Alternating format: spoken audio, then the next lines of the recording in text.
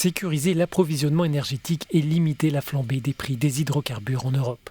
Pour y parvenir, la Commission européenne propose une coordination des achats conjoints de gaz et elle veut fixer cette année à 80% le stockage minimal de gaz dans les États membres. L'institution espère ainsi atténuer les conséquences de la guerre en Ukraine sur le marché de l'énergie. Nous proposons des achats communs de gaz et des règles plus strictes de stockage.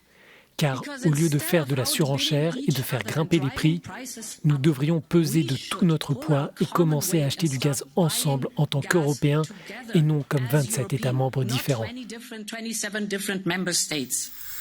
Les États membres devraient disposer de réserves de gaz suffisantes pour les 2 prochaines années. L'Union compte actuellement 160 installations de stockage remplies à 26% de leur capacité. Certaines de ces infrastructures appartiennent au russe Gazprom. Leur approvisionnement a été inférieur ces derniers mois à la moyenne européenne.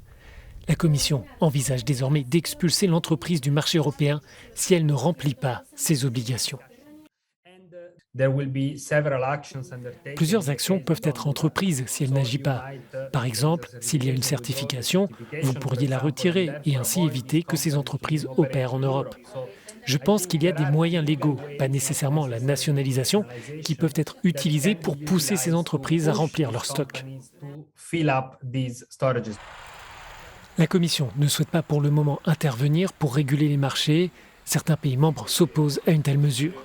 Ces capitales font valoir qu'un plafonnement des prix ou un découplage des prix du gaz peut être bénéfique à court terme, mais cette intervention pourrait, à plus longue échéance, engendrer des risques. Cette question sera d'ailleurs à l'ordre du jour du sommet européen jeudi et vendredi à Bruxelles.